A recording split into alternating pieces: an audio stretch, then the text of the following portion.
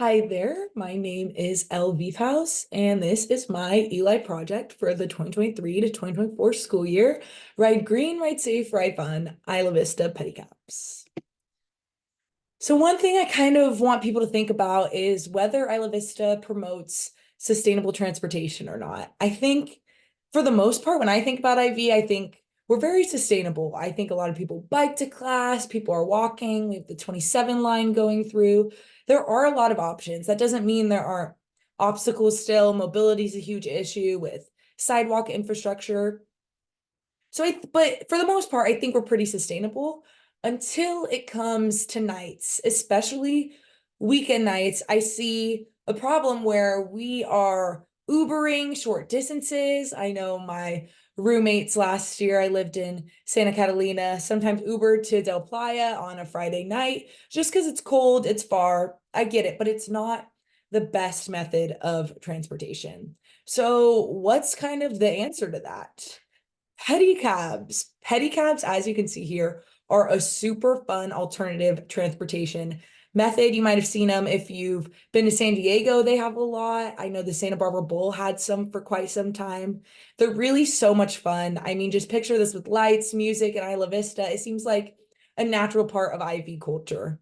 So they're fun, they're sustainable, way better than a short-term Uber that's gonna emit harmful greenhouse gases, maybe even leak some oil. We're right next to the beach. It's not the best. Community building. This could be a staple for IV that I think could really bring people together. Another thing that pedicabs address is safety. Now, there's some safety issues in Isla Vista. One is there is street harassment, there is domestic disputes. There's a lot of stuff going on, and having an easy exit from those negative situations, like a pedicab, could be really helpful. I think sometimes there's also a gap between the CSO escort service and when we need people to have an escort. I think sometimes there's awkwardness or you have to find the phone number. Sometimes there's just barriers to that. So just, handling a cab could be a great alternative to that. Additionally, we have Lime scooters in Isla Vista, which are awesome in terms of sustainability. But for safety, it gets scary because a lot of people ride those scooters while they are intoxicated, and those scooters go fast. I think 14 miles per hour. So, it can be scary. Accessibility. This is also a great way for people who have some mobility issues. This can really help people get around. And while the focus right now is on party nights, hopefully this can expand to be something used during the day for groceries or just getting to school. So the mountaintop goal for this project was just that everyone in Isla Vista could have a safe and sustainable method of transportation at night. Now, the SMART goal that I started with was to establish 3 pedicabs within IV that are available Thursday night through Saturday night by the end of spring quarter 2024. So that timeline did not come to play. There's a lot that goes into pedicabs, as I will get into, but I'm still hopeful that this can happen and be a part of Isla Vista.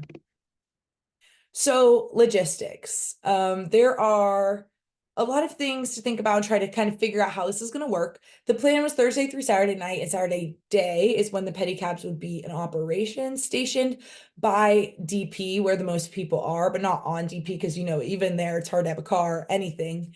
Um, and that people would just hail cabs similar to taxi. Starting with 3 pedicabs, I think the demand would be a lot higher than the supply. So I don't think it's going to be difficult for there to always be someone riding in the pedicab. Each day would have a 4-hour shift, 2 operators per shift. So each person operating the pedicab would only work 2 hours a night because it is physical movement. It's a lot on the body. Funding would initially come from grants, and then for ongoing local advertising, small fees. I really want this to be inexpensive. With a pilot program, I'm hoping to start with a $4 cost to ride, which is still, for the most part, better than the electric scooters. So small fees so that it can be accessible to everyone. I also, in the fall, want to register as a on-campus organization, which just, opens up a lot of avenues for funding and just being recognized on campus. So that's something cool about that as well. So there's so many things to think about with the pedicabs, and you know there's a lot of hurdles. There's a lot of stuff happening. Funding, storage, who's going to ride the bikes? How much do we need to pay these people? Safety of the operators. I mean, they're dropping off people at people's houses, so we want to make sure that they're responsible. Insurance, liability for myself, the Isla Vista Pedicab company, the operators, safety, want to make sure that everyone is safe. Permitting, maintenance, there's so many things to consider. And that's kind of what my year has been in Eli, is just talking to as many people as I can to figure out what I need to do. And this list isn't exhaustive. That I know there's some more that aren't included on this list, but these are some of the main people I talked to try to figure out some of these elements. So mainly I was at meetings, I applied to different sources of funding. I really am grateful to have that experience of grant writing from Eli. Applied to a lot of different grants, which was a super cool opportunity. Um, Filling out insurance forms, things like that.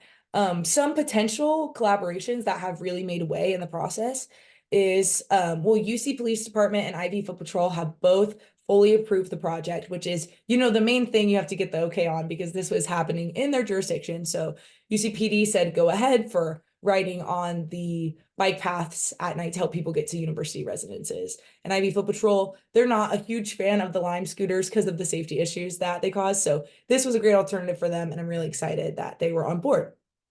Maybe a fiscal sponsorship with Move Santa Barbara. Cycling Without Age is a nonprofit organization, and it's in Santa Barbara, and they have their own form of pedicabs, and they pick up senior citizens from retirement homes and take them to the store or just have them in the outdoors.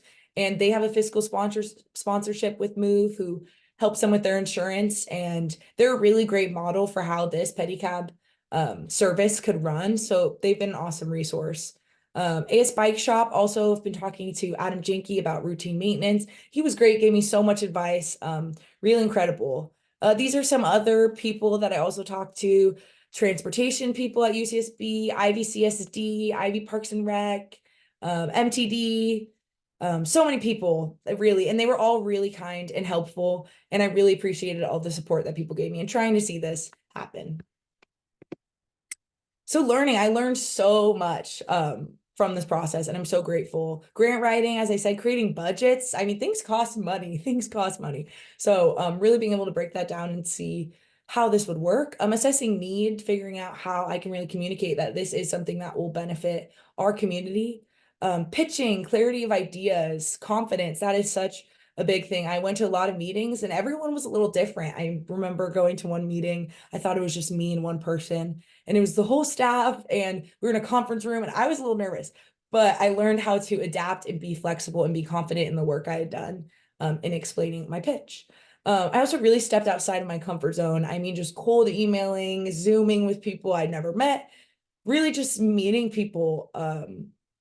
And that was kind of pushing myself, but I'm really glad I did it, and I'm very grateful for the experience.